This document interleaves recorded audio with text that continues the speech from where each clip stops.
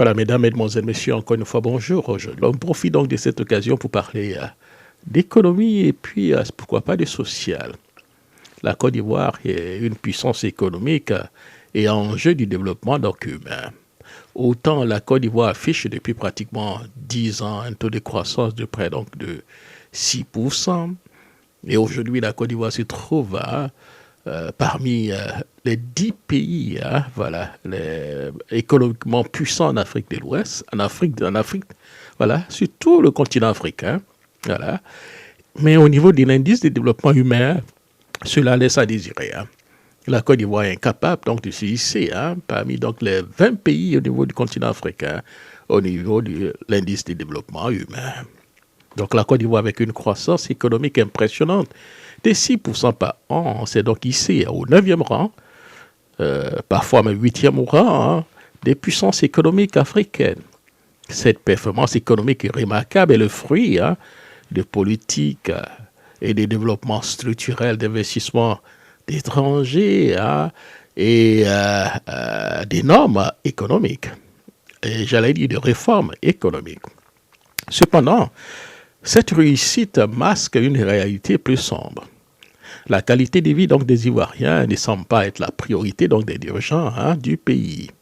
En effet, la Côte d'Ivoire ne figure même pas parmi donc, les 20 pays, les 20 premiers pays en Afrique et selon l'indice du développement humain, IDH. C'est donc un contraste entre la croissance économique et le développement humain. L'indice donc, du développement humain est donc l'indicateur composite donc, qui mesure donc, la qualité de vie à travers 3 dimensions essentielles. La santé, l'éducation et le niveau de vie. Révèle que donc, la croissance économique ivoirienne ne traduit pas par une amélioration significative donc, des conditions donc, de vie de la population. Bien que le PIB du pays augmente, une grande partie donc, de la population continue donc, de vivre dans les conditions précaires. On va parler beaucoup plus maintenant donc, d'éducation et de santé, donc des secteurs un peu négligés, même si nous reconnaissons que ces derniers temps, il y a quelques améliorations.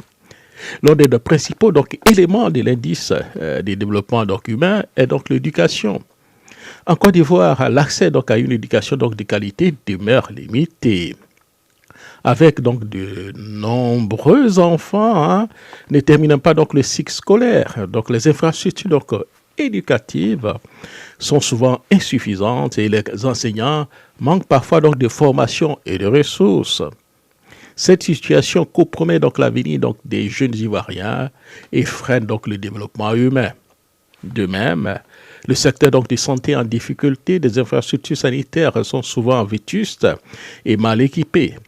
Et l'accès donc, aux soins donc, de santé donc, de base reste donc, un défi pour une grande partie de la population. Le taux de mortalité infantile, même si elle a baissé, et maternelle reste encore élevé. Et les maladies donc, transmissibles continuent donc, de poser donc, des problèmes majeurs. Alors, après avoir dit tout cela, nous allons ajouter encore la cherté donc, de la vie et l'augmentation donc, des prix. Vous comprenez Donc, ça aussi est 500. 500 les francs. Ah, donc, si il prend 2 avec 1000 francs, mais tu ne peux pas diminuer mieux complètement. Pourquoi 5 à 2000 en gros? Hein? Combien? 5 à 2000, on a des 2500 dans un 2000. Mais ça, il y a pas les 2 là, 1000 francs, mais il faut mettre au moins un dessus. Ok. Comme ça matin. Voilà, tu mets un dessus. Non, on ne va plus dans gros. On va ajouter un là, mes amis vont voir. Ajoute un cadeau que tu voulais mettre. Voilà, merci beaucoup. Dieu te bénisse. Vous avez vu vous-même. C'est plus dans gros. Comme tu as dit que c'est tes amis. Après ça, il y a mis un là. Sinon, tu vas toujours faire 1000 francs. Tout fait 1000 francs. Ah, merci beaucoup. 1000 francs, ça peut nous au moins 5 personnes. Oui. Tout ça, c'est 500. Voilà ce matin, voilà moi, voilà toi. La même situation. C'est pas lui donner à mes amis. Il marcher là. Maman qui tape, maman qui sait tout. Voilà ça aujourd'hui. Ça là, c'est Et voilà aujourd'hui.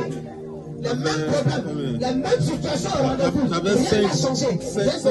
Mais c'est maintenant que c'est gros. À cette situation déjà donc préoccupante s'ajoute donc la cherté de la vie.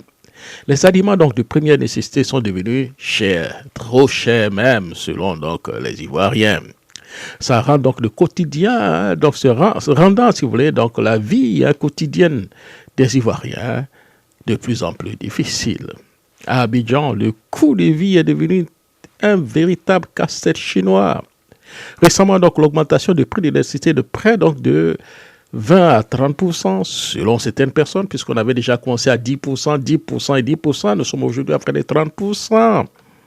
Pour faire face donc au déficit budgétaire, déficit budgétaire et supporter donc la consommation ostentatoire de la minorité dirigeante a suscité donc l'indignation. Abidjan est désormais l'une des villes les plus chères d'Afrique, ce qui accentue donc le mécontentement social. Revenons un peu donc dans le passé. Un retour donc sur le passé et les classements donc dégradés, c'est aussi clair, cher ami. Il est intéressant donc de noter que donc dans les années 1990, sous le président Houphouët-Boigny et ensuite sous le président Ikono Bédié, la Côte d'Ivoire figurait parmi donc les 20 premiers pays africains selon l'indice de développement humain. À cette époque, la qualité donc de vie des Ivoiriens était nettement meilleure grâce à une politique sociale et économique plus équilibrée. Alors que s'est-il passé après le coup d'État? Les conséquences donc de ce coup d'État depuis 1999. Le coup d'État de 1999 a marqué donc un tournant, j'allais dire, dramatique pour la Côte d'Ivoire.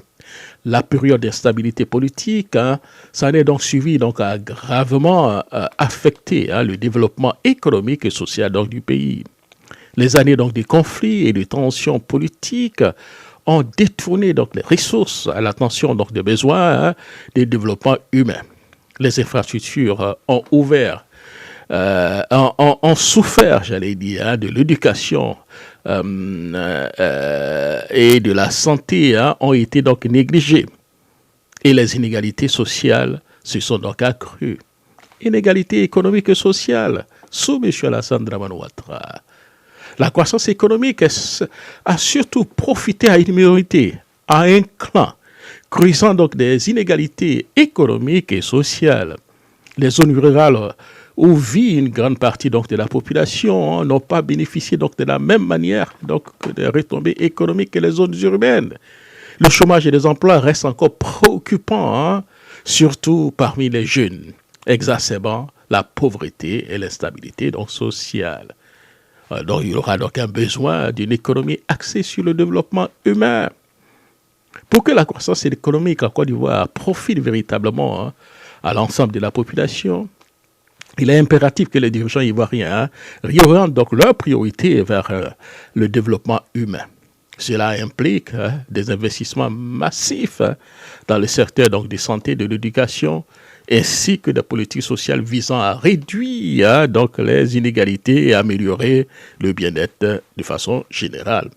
Nous en conviendrons pour dire qu'il y a eu quand même quelques améliorations depuis 10 ans, c'est clair. Mais cela reste notamment insuffisant, surtout que la Côte d'Ivoire se vante aujourd'hui d'être un pays économiquement puissant en Afrique. En conclusion, la Côte d'Ivoire se trouve donc à un carrefour critique. Bien que le pays ait réussi à se hisser parmi donc les plus grands économiques d'Afrique, cette performance économique doit désormais être accompagnée d'une véritable amélioration donc des conditions de vie donc des citoyens. Seule une politique inclusive et centrée sur le développement humain pourra donc assurer donc une croissance durable et équitable, bénéfique pour tous les Ivoiriens. Moi, je suis totalement convaincu que l'Afrique, c'est l'avenir. J'ai dit le 21e siècle sera le siècle de l'Afrique, j'en suis convaincu. Et c'est largement grâce à nos ressources humaines, grâce au capital humain, nous avons fait des progrès extraordinaires au niveau du continent. Vous vous rappelez, dans les années 80, la plaisanterie la plus courante, c'était que le PIB de l'Afrique subsaharienne était inférieur à celui de la Belgique. Vous êtes plus petit que la Belgique. Plus personne ne pourrait dire ça aujourd'hui. Le PIB de l'Afrique a été multiplié par plus que 7 fois depuis. Donc, les choses vont beaucoup mieux. On a tendance à s'attacher aux endroits difficiles, mais les choses dans l'ensemble vont beaucoup mieux. Mais c'est pour ça aussi que l'enjeu de la Côte d'Ivoire est important, parce qu'il est important pour l'Afrique de l'Ouest. La Côte d'Ivoire, la stabilité de la sous-région. Voilà, la Côte d'Ivoire n'est pas juste la Côte d'Ivoire. Le président Houphouët disait toujours il ne faut pas aspirer à être une oasis dans le désert parce qu'en général, c'est le désert qui gagne. Voilà pourquoi nous avons donc une très grande appréciation de M. Tidiane Thiam qui, lui, non seulement parle d'économie, mais surtout accentue ses discours et certainement bientôt son programme sur l'humain, sur l'homme, sur le développement humain. Merci beaucoup, cher ami, et surtout rendez-vous pour une autre émission, une autre fois, un autre billet.